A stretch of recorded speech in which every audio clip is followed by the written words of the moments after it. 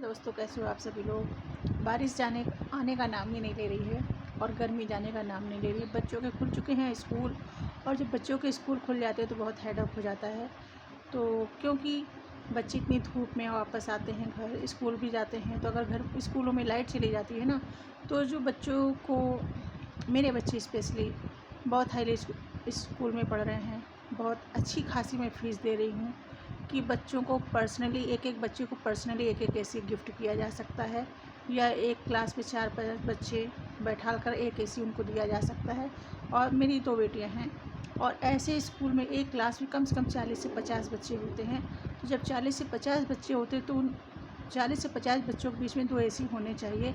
लेकिन इतनी उमस भरी गर्मी में बहुत सारे बच्चे ऐसे हैं जिनकी तबीयत बिगड़ जाती है। मेरी छोटी वाली की तो अक्सर होती है, उसको गर्मी सूट नहीं करती है, तो वो अक्सर बीमार हो जाती है, उसको चक्कर से आने लगते हैं और उसका बीपी डाउन हो जाता है। छोटी सी, पर उसको ऐसा लगता है उसको कुछ होने लगा, तो वो अक्सर कहती है, और वो गर्मी में स्कूल जाने से बचती है। लेकिन कब तक मना कर सकते हैं स्कूल जाने से, बच्चों हैं, स्कूल जाना पड़ेगा, क्योंकि लाइफ में सर्वाइव करने के लिए बच्चों को एजुकेशन बहुत ज़रूरी है।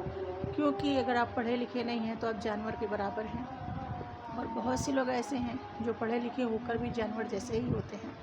तो बच्चों को एजुकेशन देने के लिए तो स्कूल डिपार्टमेंट जो है, कम से कम बच्चों के लिए रूम में एक एक कूलर तो लगवाना चाहिए। बच्चे जब चले जाते, फ़ैन के नीचे जो बच्चे बैठते हैं, तो अगर लाइट चली गई तो जनरेटर चलाने में भी 10 घंटे सोचा जाता है कि शायद लाइट आ जाए, शायद लाइट आ जाए। मुझे ऐसा लगा मेरे रूम में कोई आया। इसमें मैं बिल्कुल अकेली बैठी हूँ, दोनों बेटियाँ नहीं हैं। तो मतलब ऐसा बच्चों के लिए, कम से कम उनके फ्यूचर के लिए स्कूल के स्टाफ क्या करेगा, स्कूल के ऑर्गेनाइजेशन को या स्कूल डिपार्टमेंट को सोचना चाहिए इस बारे में।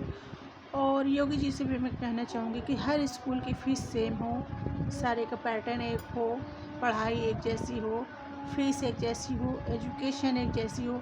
बच्चे कौन सी कास्ट से, कहाँ से आते हैं, किस बैकग्राउंड से आते हैं, इससे कोई भी मतलब नहीं होना चाहिए। एक ही चीज़ बच्चों में नोटिस होनी चाहिए, वो है उनकी आर्थिक स्थिति क्या है, और आर्थिक स्थिति के अनुसार ही बच्चों को फ़ीस में माफ़ी मिलनी चाहिए। तो बहुत हाईली एजुकेशन बच्चों का आजकल हो चुकी है, और जो बच्चे हाईली फ़ीस देते हैं तो उनकी तो हालत ख़राब है, उनके बच्चों की क्या, उनके पेरेंट्स की हालत ख़राब है।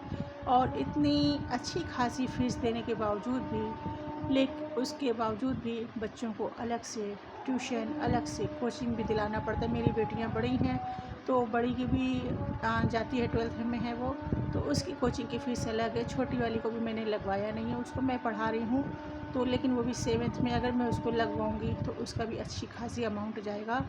तो समझ में नहीं आता क्या करें, बच्चों को पढ़ाया जाए या जो बच्चों की फ़ीस जा रही है उसको डिपॉजिट करके आगे चल के बच्चों को दान दहेज दे के विदा कर दिया जाए, क्योंकि आजकल दान दहेज देना बहुत ज़रूरी है।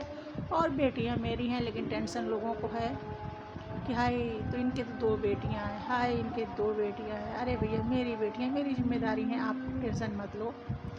और प्लीज़ आप लोग मेरे चैनल को सब्सक्राइब करना ना भूलें। Bye bye.